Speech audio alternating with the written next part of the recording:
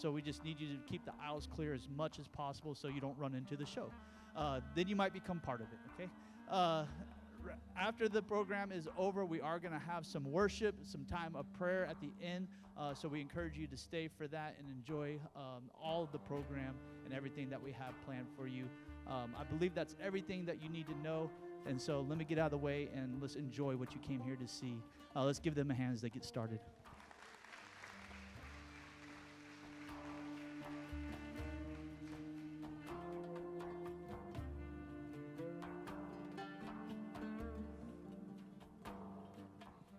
Welcome to our walk through Holy Week, remembering the steps of Jesus as he got closer and closer to his purpose on this earth. As you sit here tonight, imagine yourself there. Be immersed in these moments, listening as if a fly on the wall of history. Witness firsthand the events that only spanned about a week of Jesus' time. Some of you will even help us to tell the story. Just follow my lead. First off, let's set up the story. It's 6 days before Passover. More on that later. Today, it's a Saturday in Bethany, about 2 miles from Jerusalem, and something beautifully confusing to many who watched is about to take place. But it was so precious to Jesus. They were in Bethany, the home of Simon, a man Jesus had healed. Lazarus lived there also, whom Jesus had raised from the dead. Martha served, the disciples talked, and the Pharisees watched with folded arms. And Mary came with purpose.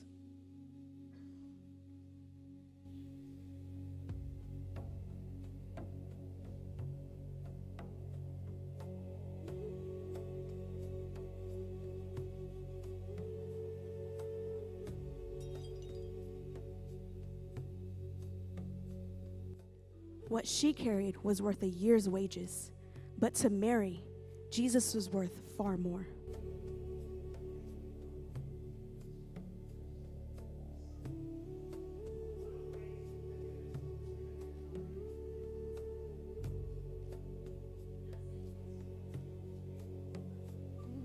Why do you trouble her? She has done a beautiful thing for me. Simon, when I entered your house, you offered me no water for my feet, but she has washed them with her tears.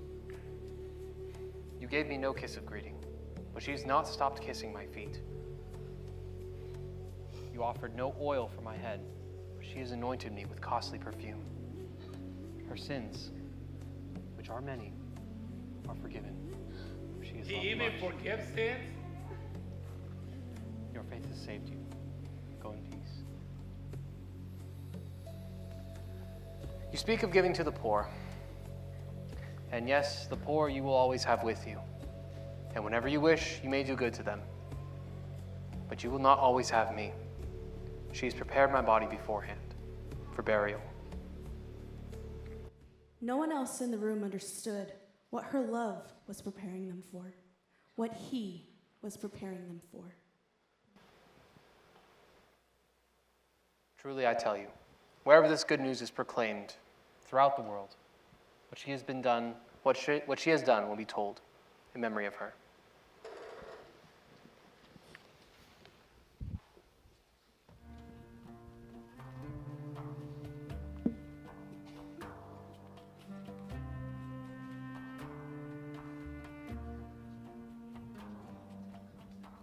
The fragrance of the perfume lingered in that house, but the meaning lingered in the hearts of all who were willing to see. And as the week would unfold, Jesus wanted people, then and now, to understand what love looks like.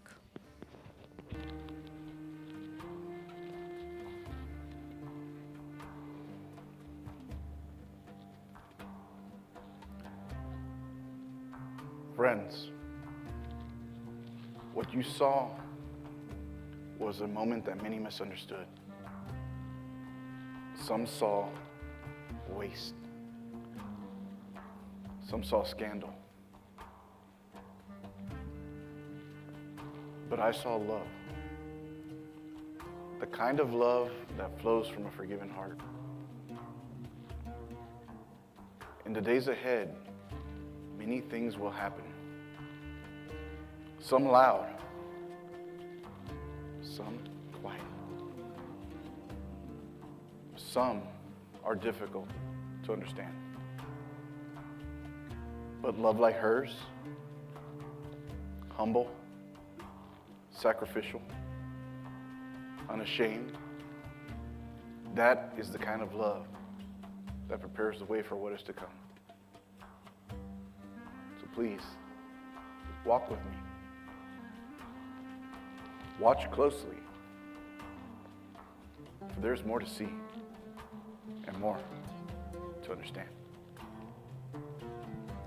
Before the crowds gather, let me take you to the edge of Jerusalem, a quiet moment just before everything changes.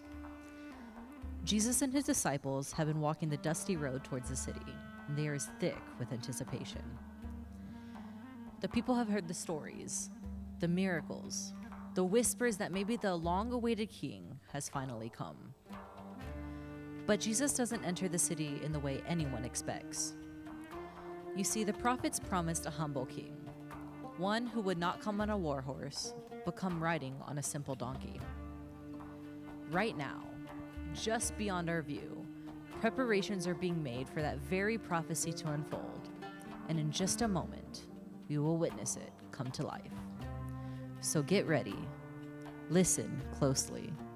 Jerusalem is about to erupt with joy.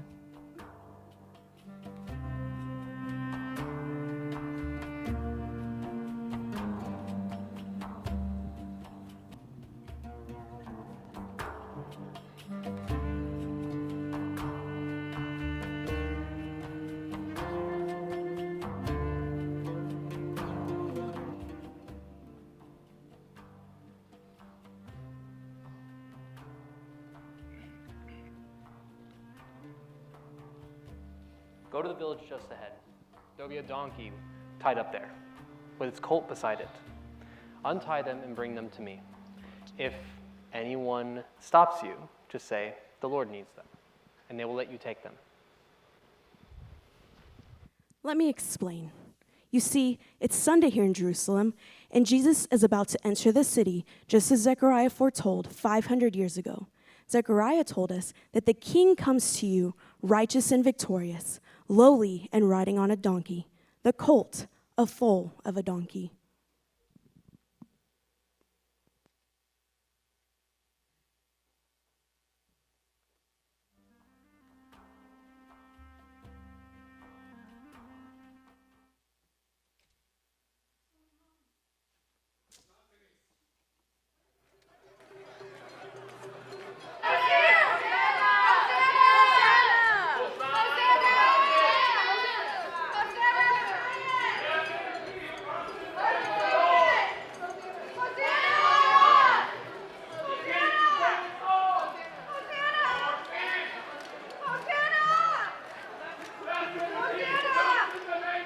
You're good.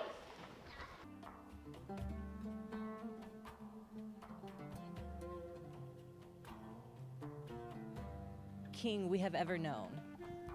The people shouted praises, but did they grasp the weight of the moment? Prophecies whispered for centuries are unfolding right before their eyes, and many don't even realize it. And now, something even more surprising is about to happen.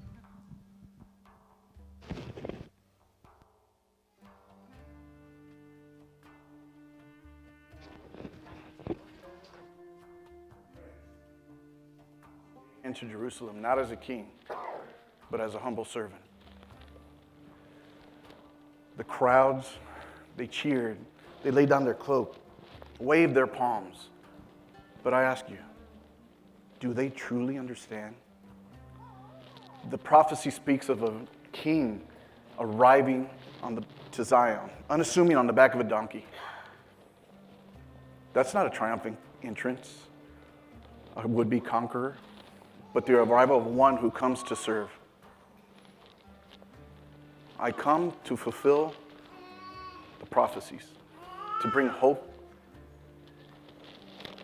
to the humble and strength to the weak. Now you may wonder,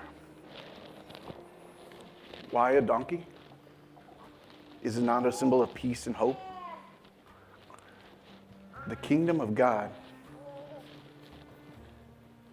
it was not built on power and might, but on faith, on hope, on love. True greatness lies within you. Each of you holds the power to change the world, to bring light into the darkness. As I enter Jerusalem, I invite you to join me. But this journey, it will not be easy. For the way of the righteousness is often fraught with trials and tribulations. But know this, I am with you, even to the end of the age. As Jesus spoke to the crowd, his words resonated deep with meaning and a call to action. He invites each of us to be a part of something greater, to embrace the love that he brings. Did you feel it? Let us carry these words with us as we continue on this Holy Week journey.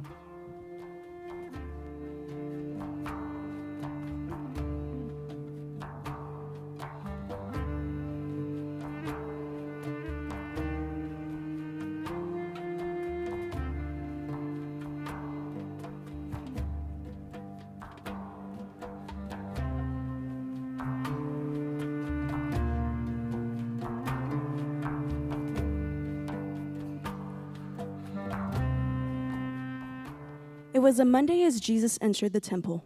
He saw a scene of chaos and corruption inside the temple entry. The courtyard, meant to be a place of prayer, had been turned into a marketplace. And today, we'll witness the moment when Jesus, driven by righteous anger, took action.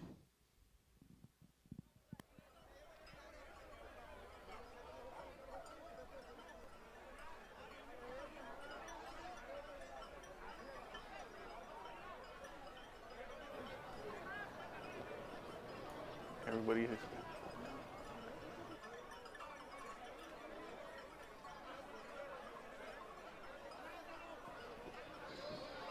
It is written, my house shall be called a house of prayer, but you have turned it into a den of thieves. What are you doing? Who gave you authority to do these things? Who does he think he is? What is the meaning of this? In that moment, Jesus stood up for what was right, challenging the hypocrisy and corruption that had crept into the temple. His actions were a call to return to the true purpose of the temple, a place of prayer and worship. The scriptures say, my temple will be called a house of prayer for all nations, but you have turned it into a den of thieves. You have made it impossible for the Gentiles to come and worship. But I tell you, this place will be destroyed. Not one stone will be left upon another, because you have not recognized the time of God's coming to you. Yes, he's a threat to our authority.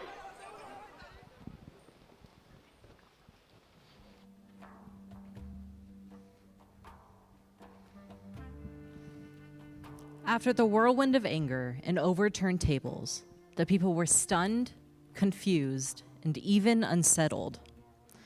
But Jesus did not act out of rage. He acted out of love for his Father and for the people the temple was meant to welcome. Let's listen as he explains what they were meant to understand.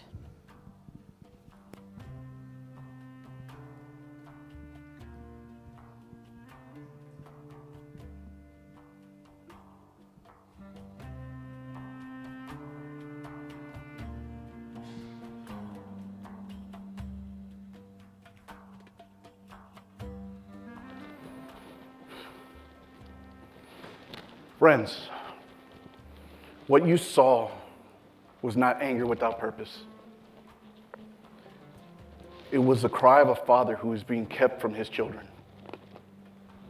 You saw the temple. It was meant to be a house of prayer for every Jew and Gentile, the poor, the foreigner, the broken, and the pitiful. A place where every nation could come together and worship the heart of God. But man turned the temple into a marketplace, a place of greed, of noise, of barriers. How can the nations pray when the sounds of coins draws out their cries? How can the broken come and worship in the temple when the beggars can't even pay for an oxen? My Father's heart is open, but men built walls where God meant to have open doors. I did not come to tear down the temple. I came to fulfill a purpose.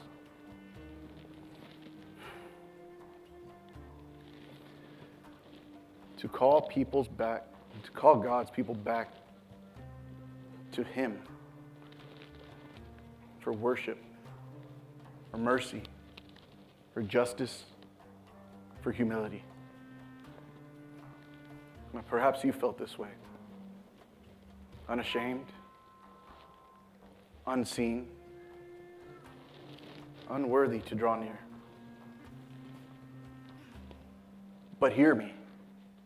My Father sees you. My Father welcomes you. And nothing will keep you from Him. The temple cleansing was never about anger alone. It was about access, about Jesus removing every obstacle so people, all people, could find their way to God again.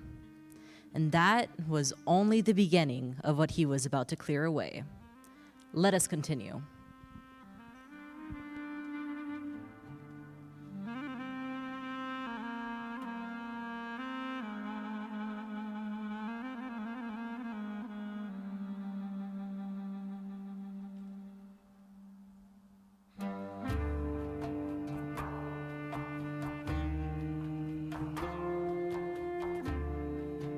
It was a Tuesday in Jerusalem. After the uproar of the previous day, the temple courts buzzed again, but this time with questions, debates, and the teachings of Jesus.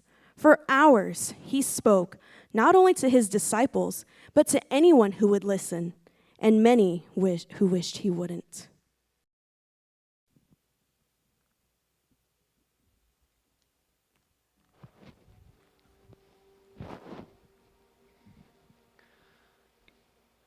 The kingdom of heaven is like a man who sowed good seed in his field. But while everyone was sleeping, an enemy came and sowed weeds among the wheat. When the wheat sprouted, the weeds also appeared. Teacher, what does this mean? The one who sows the good seed is the Son of Man. The field is the world. The good seed stands for the people of the kingdom. The weeds are the people of the evil one. By what authority do you teach these things? I'll ask you one question.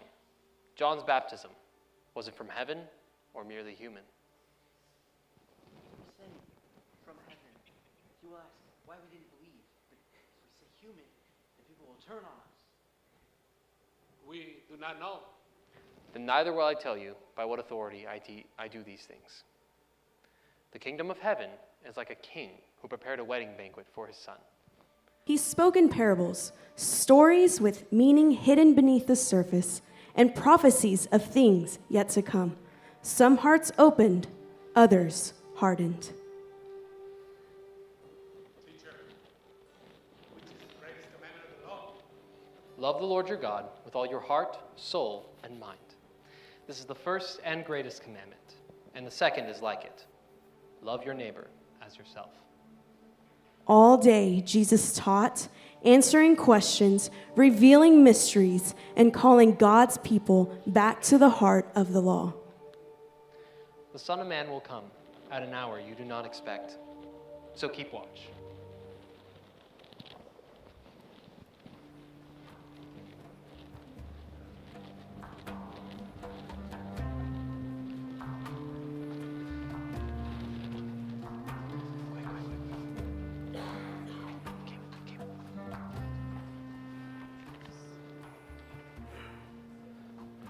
You hear my parables. Stories of seeds and fields, weddings and servants. But each of these is a doorway into the heart of God. Watch how you treat the least among you. For what you do to them, you do unto me. Keep your lanterns burning, your hearts open, and be faithful with what God has given you. The kingdom of heaven is near. And like servants waiting for the masters, you must stay awake. Be ready, for you do not know the day or the hour. The Son of Man will return, not in secret, but in glory. Be ready. And the people wondered, what did he mean? What is coming? Holy Tuesday drew to a close, but the weight of his words lingered in every heart.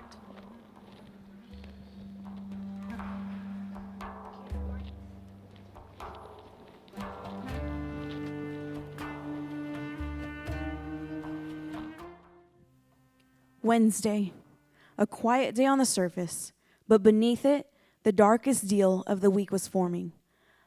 The leaders who feared Jesus sought an opportunity, and one of his own offered it to them.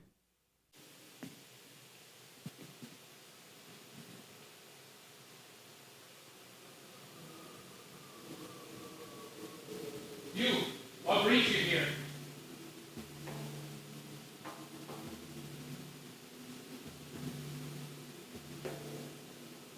What would you give me if I deliver it to you?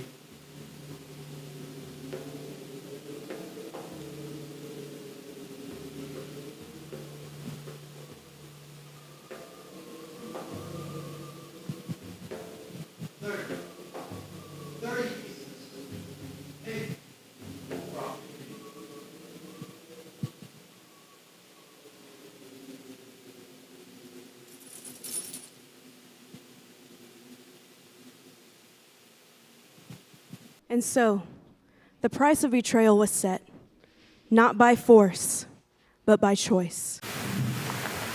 I betrayed innocent blood! It wasn't supposed to go this far.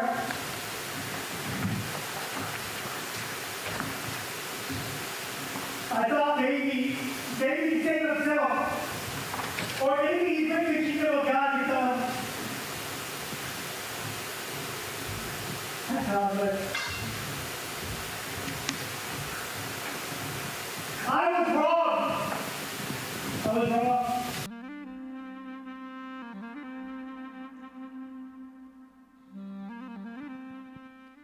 Thursday night, a borrowed upper room, a final Passover meal.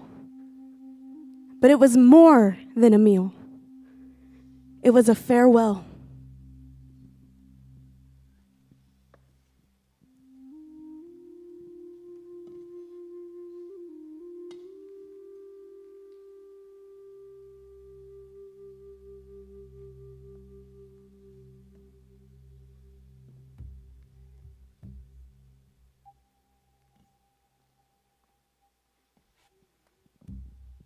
The teacher kneels before his students. The king bends before his servants. And love redefines greatness.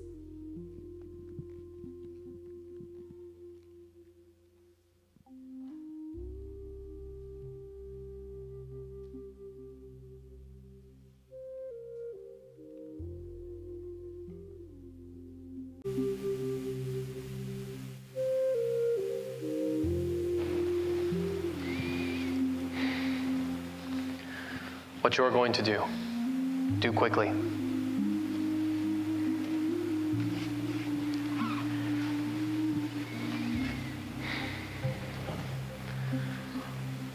I am only a little while with you. You will seek me, And just as I said to the Jews, so now I also say to you, where I am going, you cannot come.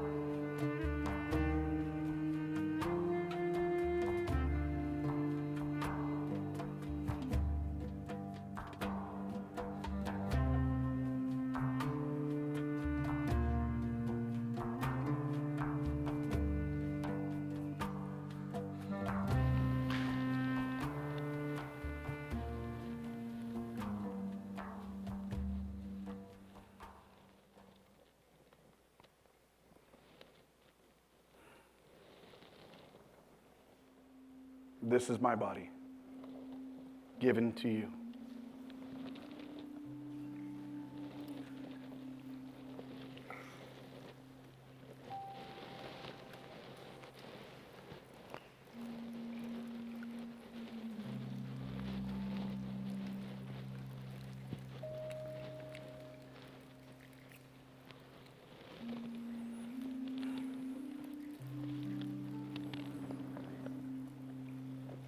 This cup holds the new covenant in my blood.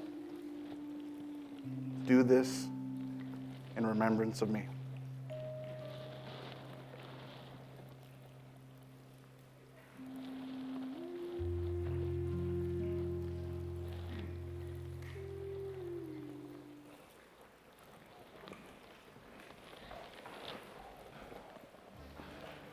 Now the Son of Man is glorified in God, and God is glorified in him.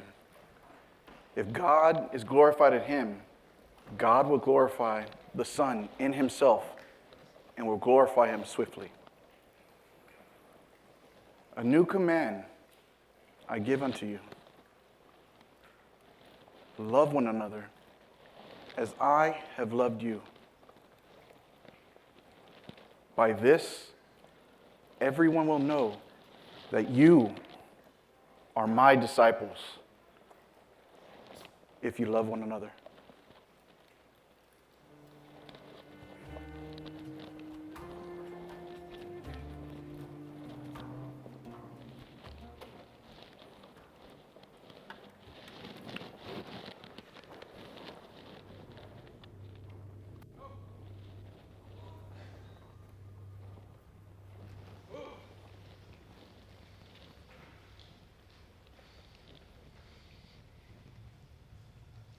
Do you betray the Son of Man with a kiss?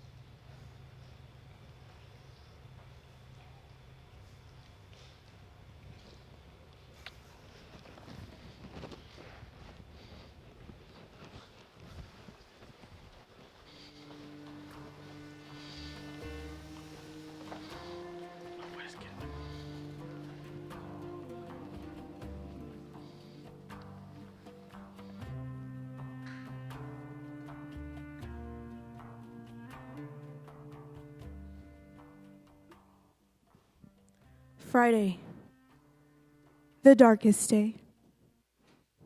The day the innocent was condemned and love allowed himself to be wounded. A day when grief was carried, not avoided. A day when sorrow was lifted and placed on him. We look at him and thought he was being punished, struck down, afflicted, abandoned. But it was our sin that pierced him, our brokenness that crushed him. The weight that should have been ours fell on him. The punishment that should have been ours was laid on him. And through his suffering, we are given peace. By his wounds, we are healed. We all, like sheep, have gone astray, every one of us, turning to our own way, and still God gathered it all, every sin, every failure, and laid it on him. No fault on him.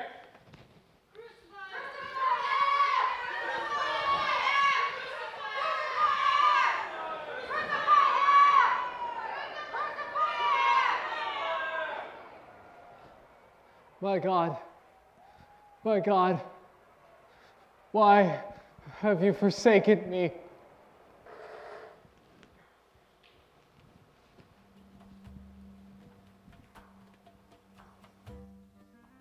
Psalms 22 told us this moment would come. A pierced Savior, a mocked Redeemer, a forsaken Son. Yet even here, the story is not finished. It is finished.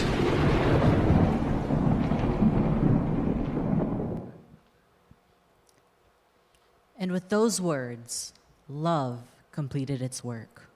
Not the end of the story, only the end of the darkness. We leave here tonight in silence, watching, waiting, because something is coming, something no one expects.